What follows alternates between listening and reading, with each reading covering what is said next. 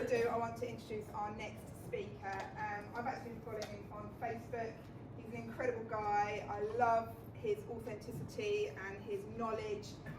He is a coach and a mentor for life coaches, and he is a life adventurer.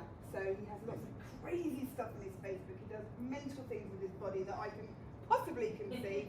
And he is going to be talking to us about the art of storytelling, communication, really connecting with people, which is what I'm all about. So, David, come up. Big round of applause for David.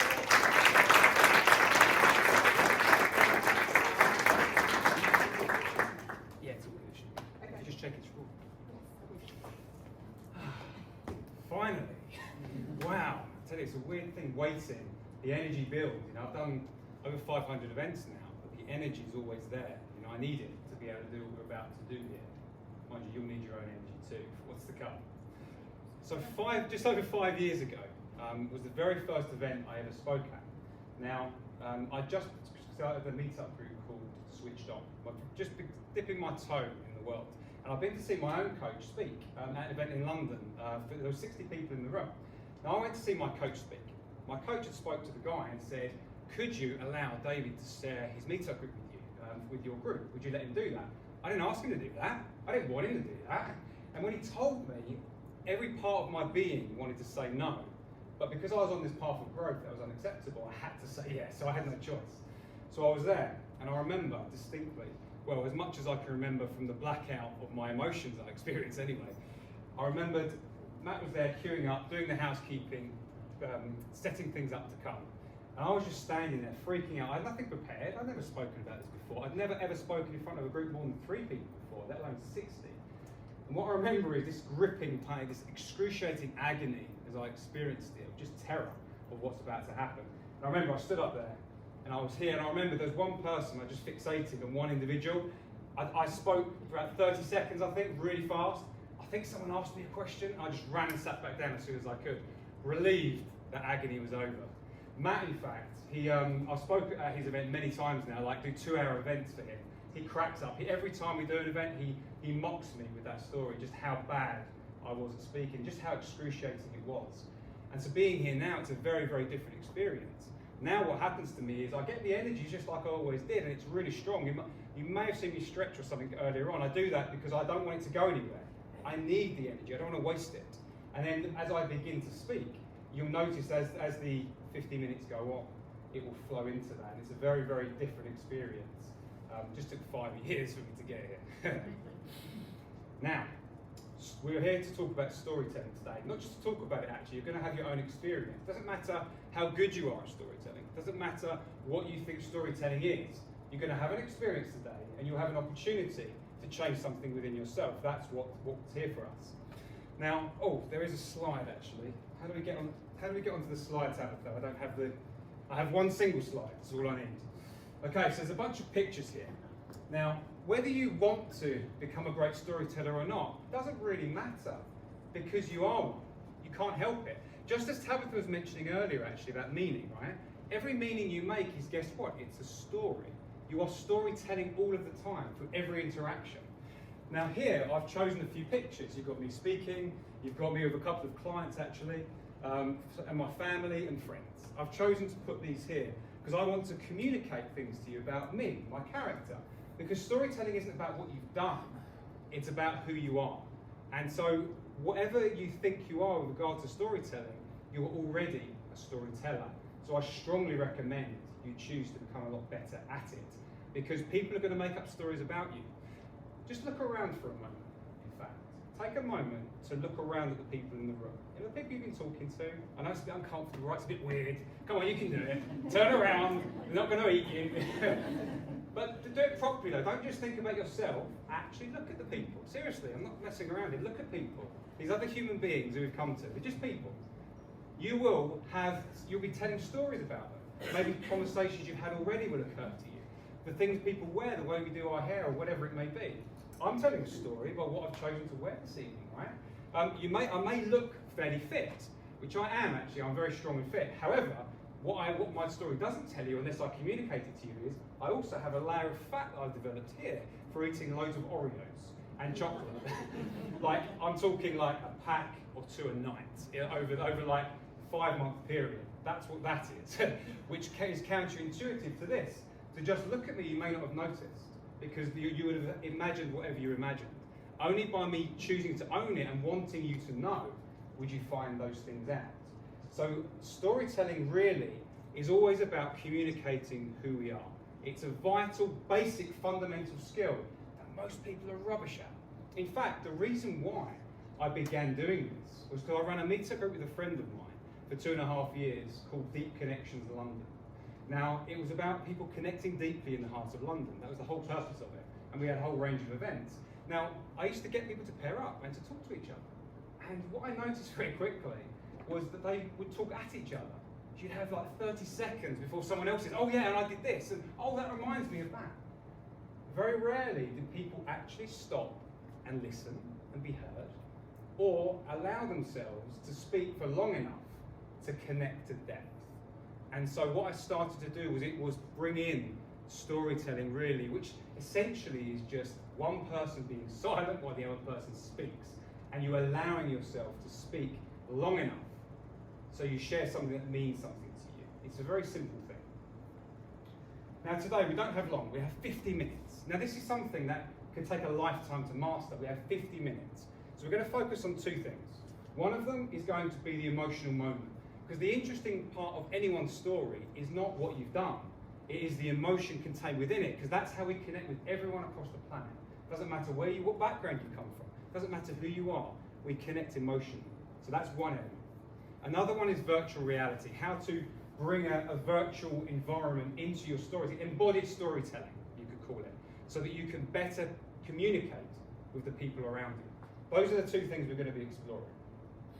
Now, before we begin, a lot of speakers, when they're in a room like this, they will say, if one person goes away and changes something as a result, and I've done my job. And I say that's lazy. It's lazy for the speaker, because my job is to create an experience for you, one that something could happen, where you could learn something meaningful. And also lazy for you, because you're empowered human beings. You get to live your life, you haven't come here to waste your time. If you come here willing to learn and change something, something could actually happen for you. An insight, something different you could experience either during the evening or because of what you do after. That is what's here for you. So what I've found with I've done over 500 events, I've coached getting close to 1,000 people now in the past 5-6 years. It's very cool. But what I've learned is that how you pay attention matters. And so I want to help you pay attention this evening. So the way to do that is I have 3 agreements that if you truly mean it and you can agree to them, you will get more out of this. Not just out of this actually. You could take these alone and these will make your life better if you can embrace life living through these agreements. These agreements are, the first one is, when we enter in new experiences, like Tabitha was mentioning actually about the negativity, our predisposition for survival mechanism to go, actually let's stay away from that. It's very useful when we're in the jungle, not so useful in everyday life now. What that does is that it prevents you learning, right? It saves your life, you don't learn anything. One simple solution to that is to just have an experimental mindset. Just go, do you know what? I'm going to give it a go. And if I'm willing to experiment, I might find something new out, right? That's it. So the first agreement is this, and for this one, I want you to vocalize your answer, please. It is, are you willing to experiment this evening? Yes. Wow, this side, you win. Okay, this is good. You guys have got some work to do. Very good. Okay, the second one, and this is important. Like training or anything, right? When you grow, growth, people say comfort, but I think it's different than that. It's familiarity. We tend to be familiar. It's not always comfortable with familiarity, but it's familiar. To go beyond that, we have to experience something that is a little bit exposing, a little bit uncomfortable. Doesn't matter how that is, and you get to choose the level of discomfort, but it is very important for you to challenge yourself to be able to experience something new. So with that in mind, are you willing to experience at least a little bit of discomfort to grow? Yes. Oh, you guys are doing terribly. And obviously that is always the one that's the hardest. It's like, I don't know what's going to happen. And that's your protection mechanism kicking in, and that's okay. If you're willing to experiment though, and you're willing to challenge yourself a bit, to feel a bit of discomfort, things can happen. if you did that every day, things can change radically in your life. Now the third and last one, at least for this, and that is the willingness to test out what you learn. Because I'm not here just so you can hear some stuff and go away and go, that was interesting. I'm here so you can change something permanently in your life. That's the opportunity that's here. And the only way you're going to do that is by testing it soon. The mistake people make is by going, I know next week I'll do it, or maybe a little bit later, and life gets busy, right? As Aaron says a lot in his work, life takes you out. You know, life gets in the way. But if you have an intention to test out what you learn here, like as soon as possible, as soon as you leave, maybe tomorrow at work, whatever, something could change permanently because you get to find out what will work for you. And then, of course, after that, you get to choose, do I want to keep doing that or not? But the willingness to test is vital. So with that in mind, are you willing to test out what you learn here this evening? Yes. Good. You guys are warming up. This is good. Yeah. And thank you all. I think Aaron at the back there is also inspiring you all, which is good. Okay. So now we get to begin. And we begin by standing up and getting into a 3. Please do that. Ideally with someone you haven't come with.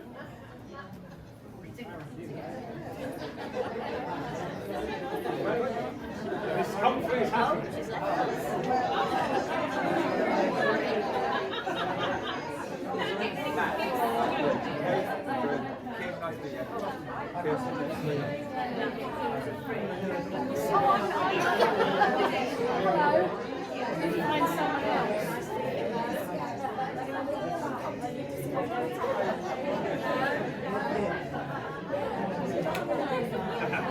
There you go.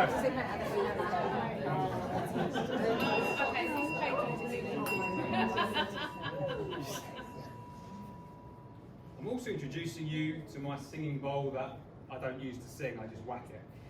This is how, because we've got a lot to do, so I'm going to be getting you to talk amongst each other, but as soon as you hear the bell, if you could please be silent and look back at me because we've got a lot to pack in here. Is that cool with you?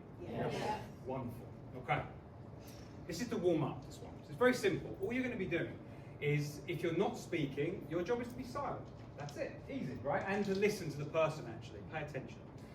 If you are speaking, you're simply going to finish a sentence. And the sentence will begin, I love to. And you're just going to say something, one thing you love to do. And then the next person's going to say something they love to do, and the next. And you just keep getting cycling like that until you hear a ding. Does that make sense? Yes. Cool.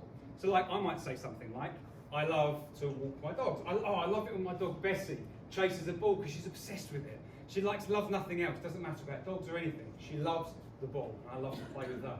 I love spending time with my mum. I love that I get to live with my mum actually, and I get to support her, and we get to go and have fun together. I love spending time with my friends and having the kinds of deep conversations where you get to rip open your heart and they get to see me for who I am. Those are some things that I love. Obviously, you share one at a time. Anything is okay. Just try and share something that means something to you rather than just something superficial. But the choice is yours. Does that make sense too? Yes. Wonderful. Please begin. I love stand-up. Gets me out of nature.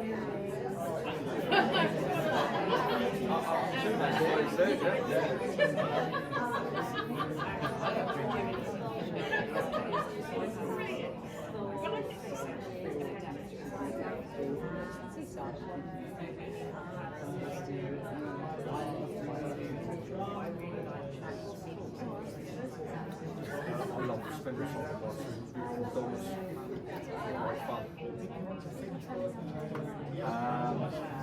I found a new love of podcasts. I'm listening to more podcasts, and it inspires me on a daily basis, but it gets me ramped up every day. I know I'm listening to music, I listen to podcasts.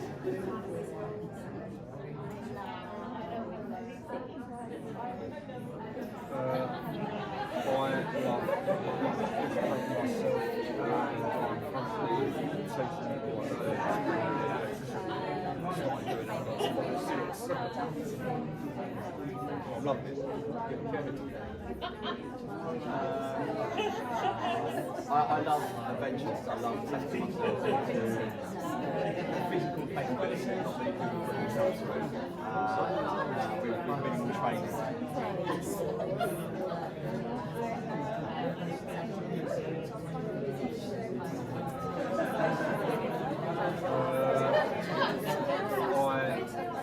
job actually. I'm a truck driver. I do really like it. I really enjoy doing it. I love the challenges. The things that I do when I deliver weird stuff. Great on the back. I love the fact that I've able to have my son live with me. And he's been living with me for the last 2 years now. So yeah,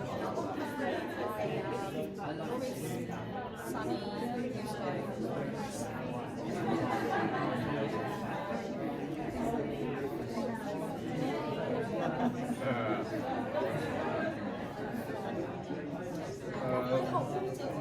I love Liverpool Football Club. I've supported them since I was a little boy, and I am well up with it.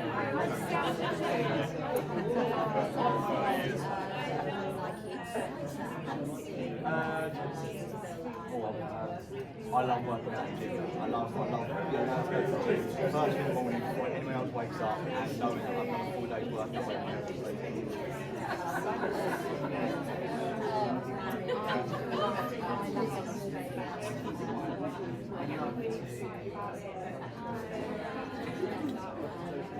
Yeah, I love meeting new people, starting conversations. It's really enlightening to find out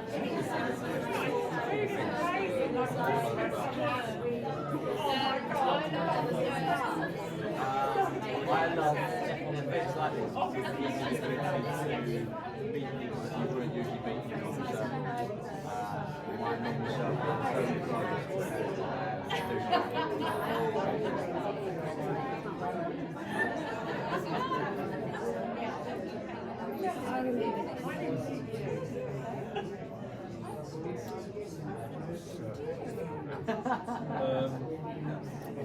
I love taking my children out to the trampoline park. We have loads of fun there. I love sitting on the beach and watching the waves. No one else You do what you don't like. It is, right? It's not bad. I used to do like a clap, and I have a very loud clap, and it's a bit jarring. So I think this is a nice evolution from that. It's a good work. Now, I'll just share some of the mistakes people make when it comes to storytelling. Just two, actually. Like I say, there's no point filling your mind with too much stuff. In the PDF, actually, there's actually different information and more information in the PDF you'll get, including more mistakes and the structure of storytelling. This is more about a visceral experience of getting better. So, two mistakes to avoid this evening.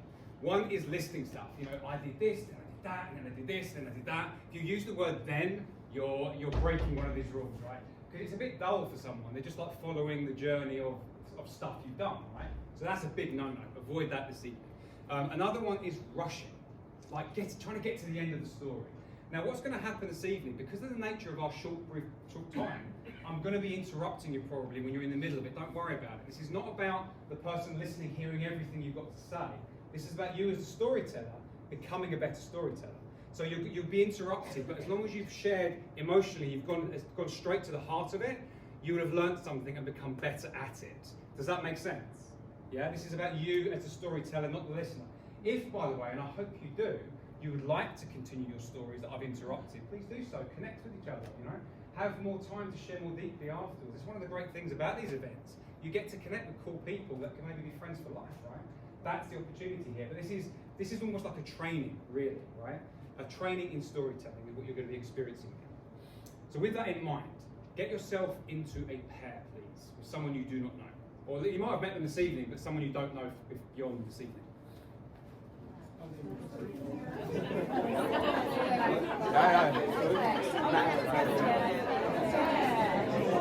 And find that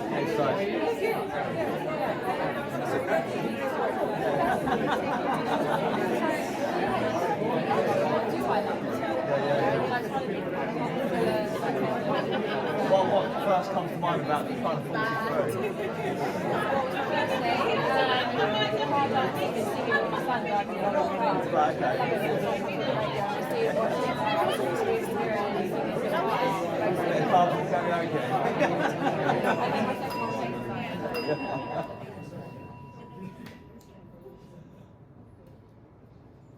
So for this first play, we're going to be going into the emotional moment.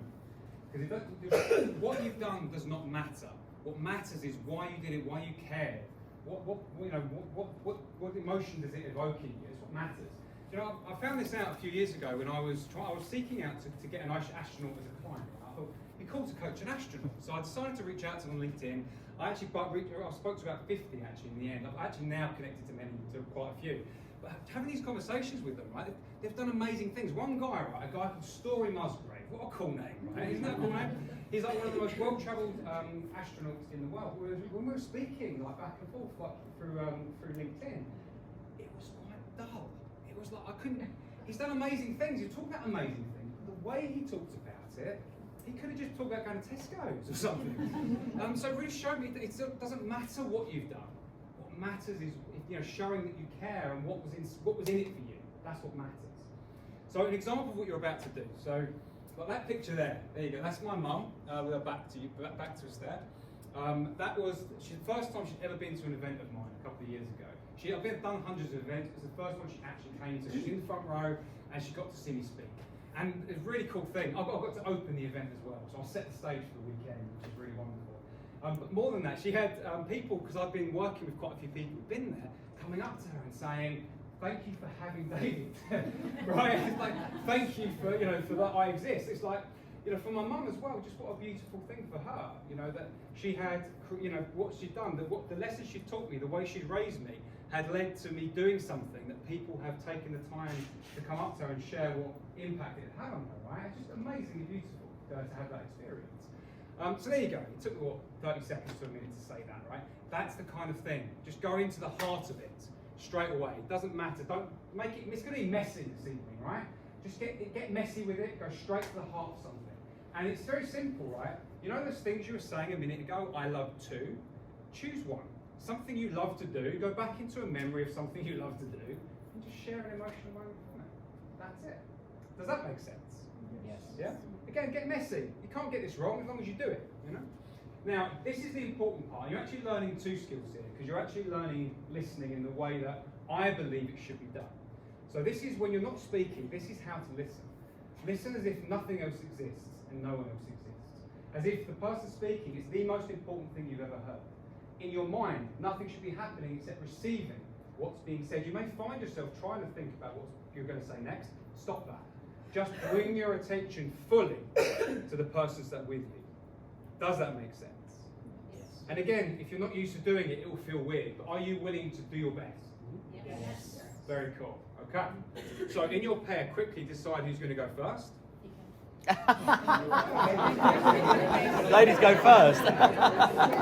No, I'll go first if you want me to. I've just noticed I'm so close to that camera. By the laughter, I'm assuming some people said you. Well, actually, I sort of okay, fair enough. Let the other person go first, but I might do that now. It's okay. If you're ready. Well, yes, important. You keep speaking until I ding. It'll be like a minute and a half.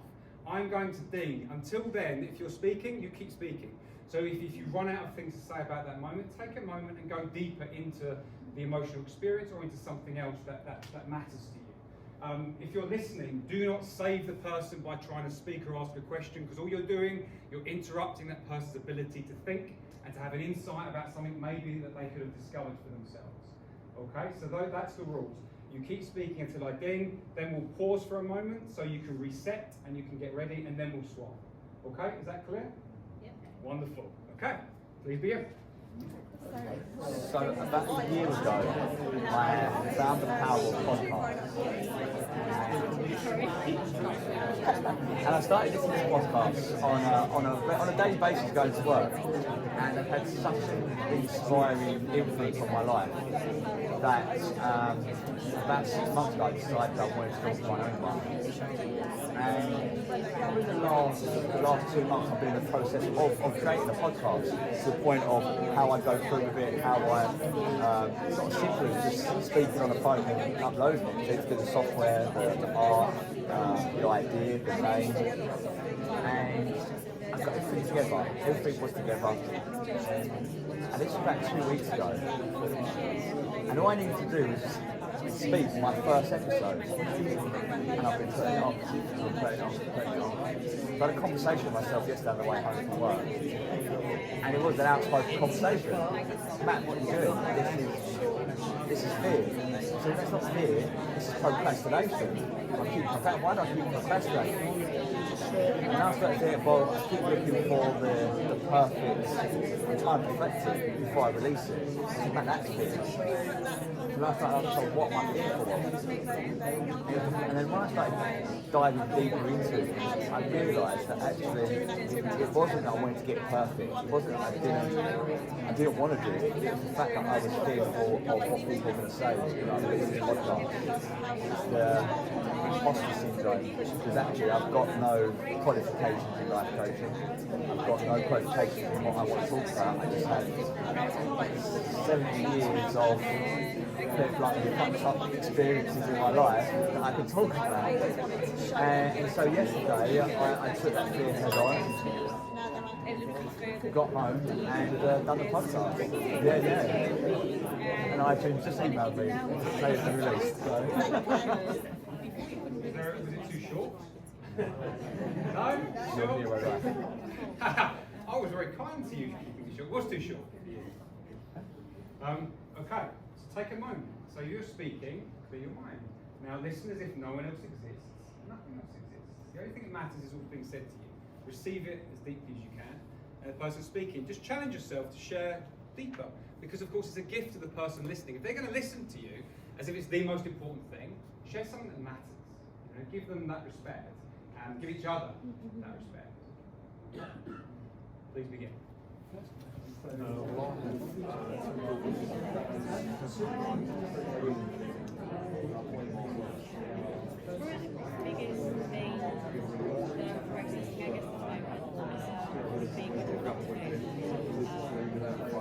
Moving to New Zealand is a pretty cool thing to do. It's one of the, a lot of people who live there and probably have a right there. I was there for a month in December. And my connection to New Zealand is my son's dad, he lives over there with my friend. I went over there in December to run have a holiday. And Steve wanted to live over there, and this is what I like being about being over there, being connected to nature, being out in the forest, and it was like it was like I kind of found myself over there in terms of having clarity and peacefulness as well. Like not being here running around and being so busy and one day it was nice to be over there and trying to get back, relax, being able to get back connected to nature and do what I love to do, which is being out in the forest and kind of mountains. And now I feel like I felt really positive and really like when I was over there as well. So to be back here is about 3.5 weeks or so, I'm getting a bit lucky, if that makes sense, like energy, like on the outside. So my plan is, do I move over there? And I'm thinking about moving over there for myself. Like I said, my dad's over there, and also he's part Maori as well, so he's got like a connection to my land and understand my culture and fear of like moving over there and giving up everything that's familiar, moving over here with my family here, and then having that fight. I guess that's the thing that I'm dealing with at the moment. It's like, so what's going to be the right decision and not worrying what the right decision is. Maybe it's because I couldn't speak back, that's why you're releasing it.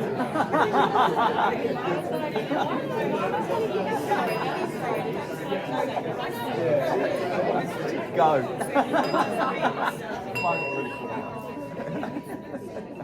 My friends are over there, they move. I do like how hard it is to shut you up. This is a good sign. It's good. Okay, now we want to bring another element in. We're going to bring in, some of you have been doing it to some degree as well. A few of you are doing this. You're bringing virtual reality, and that is essentially embodying more of what you're saying. Some of you are standing still and not moving your bodies at all.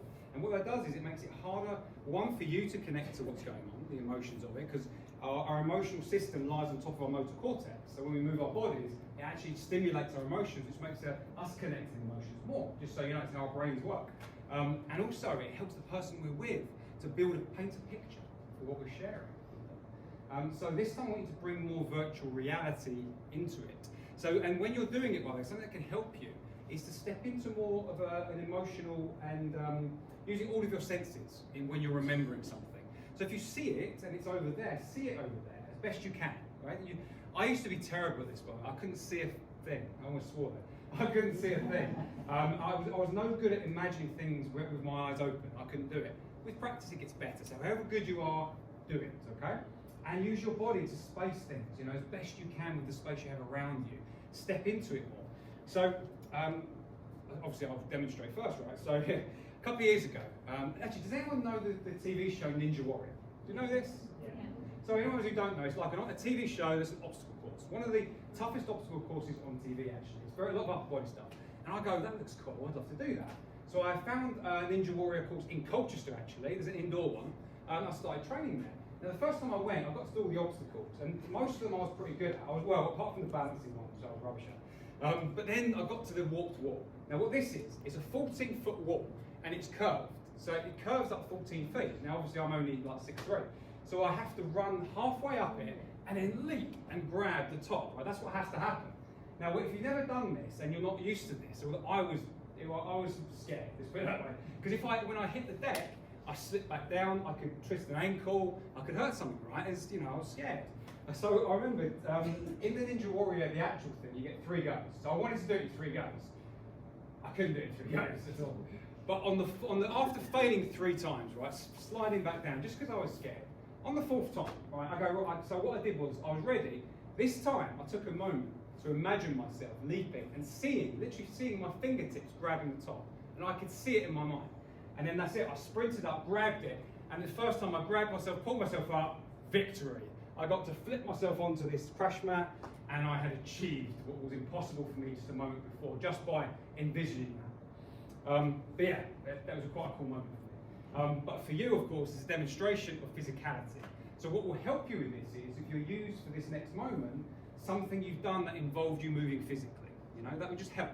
Because remember, this is about training you to get it into your reflexes, and then later on, of course, you control different things. So choose something you love to do or have loved to do in your life that was physical. Does everyone have something that they've done at some point that's physical? Yes. Yeah? Of course you do. I mean, it's one of those questions, right? It's a bullshit question. Of course you do, but what I want you to do is to bring it to your awareness so you can share it in the moment, okay? So in the same pair, because it's going quite well. The other person's going now, so if you were speaking just now, it's your turn to listen. Now remember to listen as if no one else exists and nothing else exists. I know this is something you've heard before, but it's so difficult for people to do that I'm going to keep reiterating it. Okay, you don't need to think what you're going to say next, just listen. Okay? Are you ready? Yes. Some of you are, this is good. With some of you being ready, please begin. So, about a year and a half ago, about this time, 2 years ago roughly, me and my brother was sitting there in the living room, bored, and we thought, neither of us run a marathon. Let's run a marathon. Never done it before, the furthest we've probably run about 5k. And then we thought, actually, screw it. Why don't we go something bigger? We said, let's go do an ultra marathon. So within that night, we were both signed up to an ultra marathon. The furthest we were both done is 5k. The one that we signed up to was in 4 months. We had 4 months to train for an ultra marathon. Never run further than a k, never run a marathon. So within that, in a 30-day period, one of our training sessions was to run a 1 marathon. So we've done that in an 8-hour period on a Saturday. We're coming closer to our ultra marathon, realising the feat that we had taken on, not actually running further than a whole marathon, realising we've still got 2.5 marathons to run in the whole time. So anyway, we got to this event, all clothed up, ready to go, backpack full of food, started running, realising that actually every 10k there's food already, so we're carrying half the weight we should be carrying. So through this period, what I decided to do was, we were raising money for charity. Mine was a mental health charity, his was PTSD for soldiers charity, and we decided to video each time as we got to the 10k marker. We was aiming to be finishing this race in about a 17-18 hour period, and so we've done the videos that we were doing at every 10k, they were live videos. And actually, when I look back to it, you kind of see how badly we deteriorated over time. What turned out to be an 18-hour race that we thought we was going to do turned into a 23-hour race.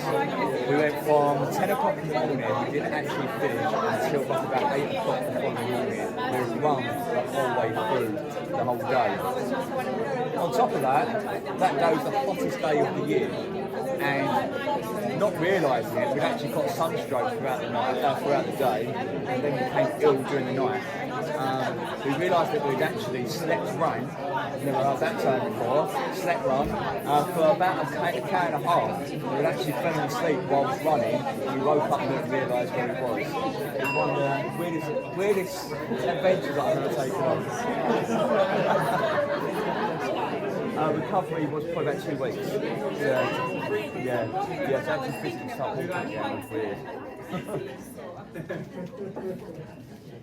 Okay, this is good. I think you're a bit clustered, so it's probably going to affect your ability to do this. So maybe spread out a little bit, just to give yourself the space to move your body. Yeah. So I'll start to see some of you begin to warm up. This is good. Next time. I challenge the next person to do it, just to go further, exaggerate it.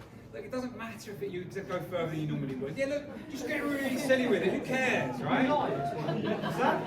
No. No, that's one thing you can't. No lying. No. This is the whole point. You do not need to lie about your life. You just need to tell it in a way that's far more compelling based on the actual thing that happened. Very, very, very, very important. So thank you for sharing that, because the lies are no good. No. Honesty, just more interesting by being compelling. This is good. And one of the 2 ways we're doing this today is going into the emotion, sharing it viscerally, like a physical experience, okay? So you're about to swap, so for the person speaking, get yourself ready to pay attention in that deep, silent way. Things begin. One of the things that I love doing is I teach critical psychology.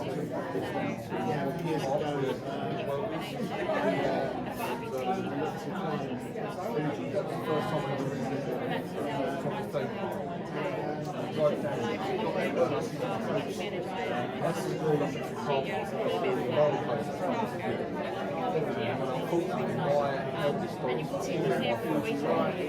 Sometimes it's a bit of pressure because they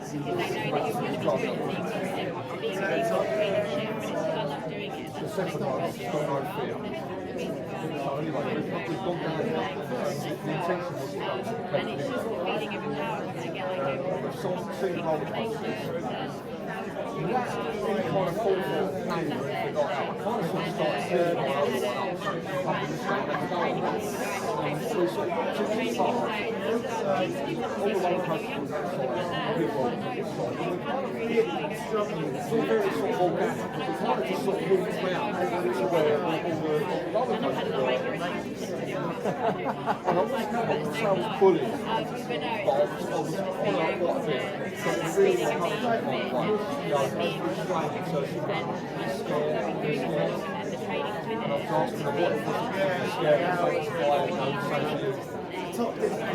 get like going upside down, twisting around, and I was like, okay, look, the whole lot will be open, you can go for the same time. So there's not really that lot.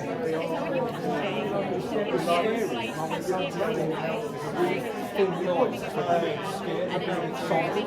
I like being excited. So when Christmas is coming, love Christmas and all excited, and feeling excited. Very similar to being scared.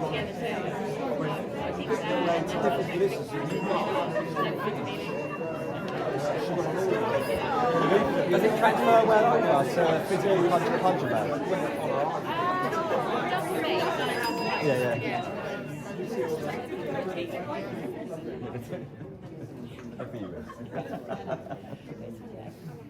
This is good. This is some of you loosening up, which is very good. Some of you really going extremely, which is very, very cool. So, before you do it again now, what questions, comments, what was the experience like doing that? Just share whatever you would like to share so far.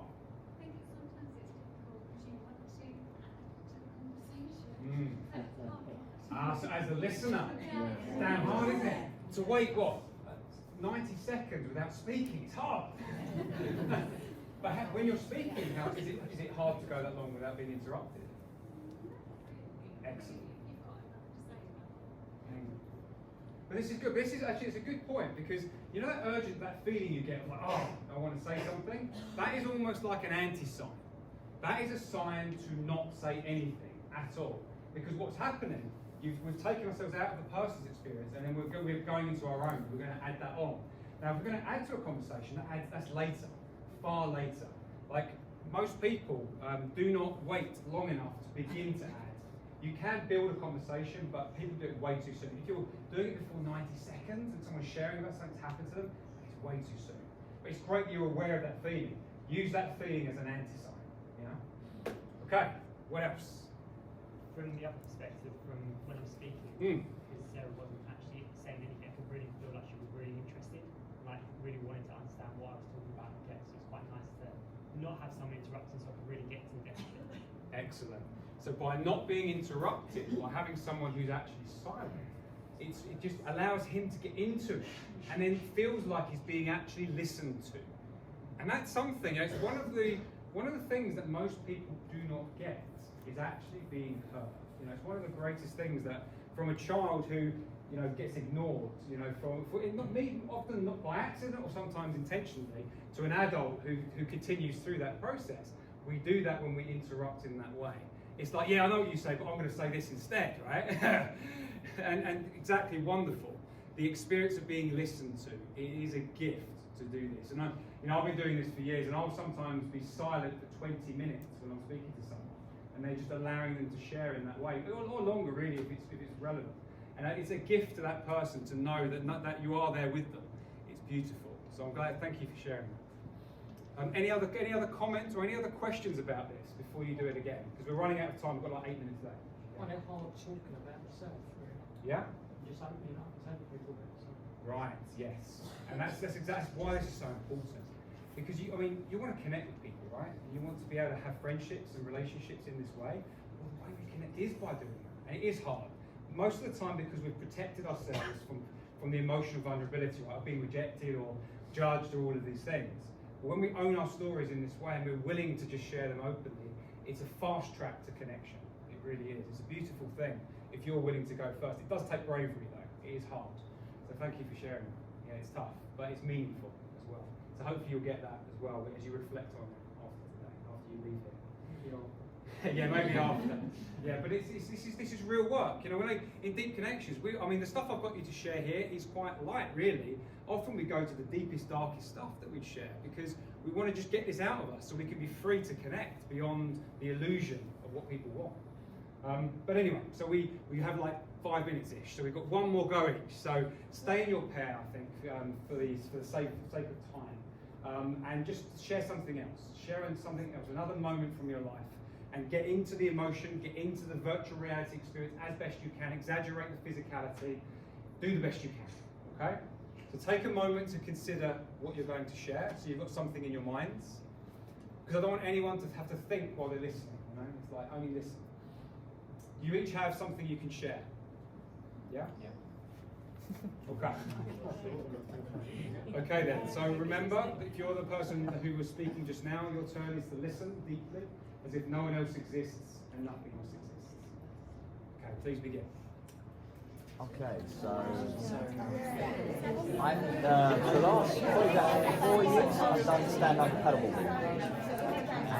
And probably about 3 years ago I went through a deep phase of depression where I really was being quite destructive in my life through drinks, drugs, my marriage broke down, I had a family time, living in a caravan, 3-bedroom house with a small caravan, I went into deep depression. To the point which I do speak about in a lot in my coaching and my podcast, been on the side of feeling unsuicidal, but paddleboarding to save my life. And I don't think it's paddleboarding, I think it's the nature of the paddleboarding. Because I've got this connection with water. I don't know where it's come from, but whenever I hear it or watch it or on it or in it, I just feel so relaxed. So, I don't know, it's such a flow and such. And it was paddleboarding that saved my life. Just having the ability to get stand on a ball and just go downstream. in any sort of weather. And what is one occasion that I keep going back to, I started meditating after my course. I started doing meditation from twice a month. And I thought, why not meditate on a paddleboard? So I did. I meditated on a paddleboard. I was on a river, closed my eyes, sat there. And when I came round, I realised that I'd actually been meditating for the distance. I can't remember how long it for, but I'd actually travelled the distance about 1.5 K on the paddleboard down here. And I came round, it was quite, I don't know, it was life-changing in a way, because I just got this feeling to my body that I just couldn't let go of. Usually when I meditate, I do 10 minutes. This was like a half-hour meditation. I've really gone down. I'm just totally shut down. And yeah, that's why I think I don't want to say my life. It's one of the best things to do. And I'm now taking it to sea to learn stand-up surf paddleboard. So yeah, if you ever move to New Zealand, definitely take up paddleboard. There we are.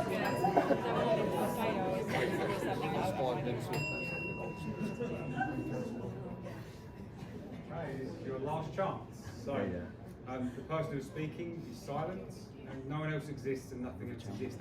And sort of an abyss of silence within yourself to receive what's being shared with you. And if you're about to share, go full out with the movements. There's nice body movements going on. Let's move more. Okay? Go on.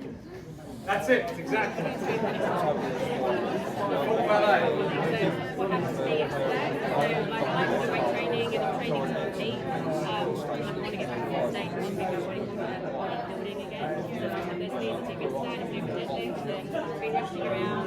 Quite had not one day, and then I went to do my deadlift, like took the weight on, went down, and then like back touched just here, and it felt like a bubble just exploded, and then it was going down the side of the body, and then down the leg, and I was like, because I teach classes normally like very kind of robot, so this is how I work, I'm really like when I forget about that, it's not good. And then I'm like, what on the set to do, what do I do? I was like, oh, it'll be right, if I take the weight down, and then like, to the place at the end, put the weight down, and then I was like, this is going to go one of two ways, it's either going to go really badly, it's supposed to mess things up, so I'm probably going to do it. But I think I can probably give it a go. Probably how I find like the most things, like, all the right things to do, but let's just give it a go anyway. So I did it, lightweight, so I didn't spend too much, so that's alright. And then like literally as I got into the car, I was trying to get out of the car and like go around, I can't back seat, so I was stuck in the car. And I was like, putting myself out, and this is not good. And I had to pick my son up from school and like home. And then I had to get out and teach some speak class in the evening. So I was like, do you want to do it or do I not do it? And he's like, it'll be alright, fine, I'll just go really light and not too hard. So then I did that, but then like I'm on the bike and I'm pending and I'm like standing up and going down the step and then the back and like twisting. So I was like, that's then I went home, finished the bus, I went home, and then like I was laying on my floor with that, and I got to work in the stage, and I was like, really recommend it. Shit, I really can't move, I don't know what to do. And literally my whole back is aching, and I was even talking about stuff like this, and I was like, I move better. Like, what am I supposed to do? And I had moved this morning. And it's like, but I'm on a 10-day, and like, I'm on my own. Like, I'm going from my wife, I'm going to stand up on the floor, like, I'm like, there's no doors, so no one's getting anywhere. So I'm like, roll myself over and like, pick myself up, and yeah, and then get like, pull myself to bed. I made it here tonight.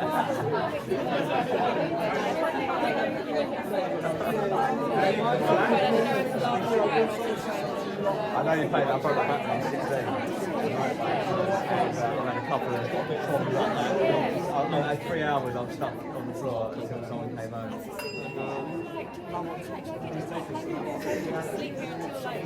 Yeah, that's usually the best thing to do.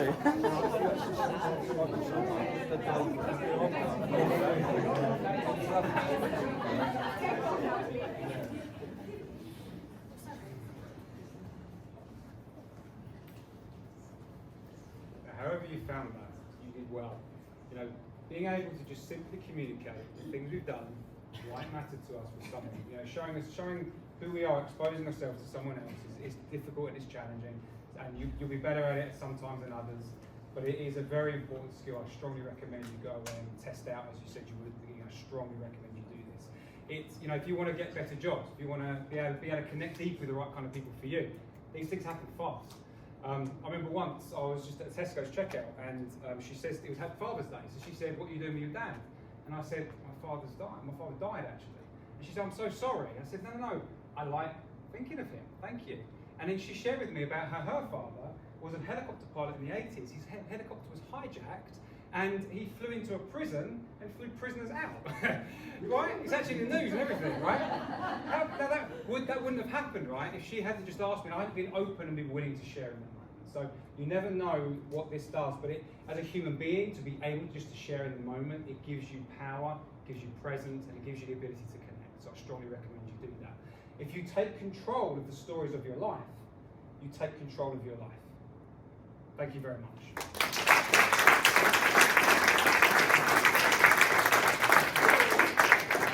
Has anyone got any questions before we wrap up? Kimmy, David? No, it's okay. have you done with it? Yes. Oh, is it a private question? You want? Yes. Okay. Fair enough. Yes. It's all right. I understand your Tesco story, but what about that awkward silence? You know when you meet someone, especially at events like these, and oh, hi, what's your name, what do you do?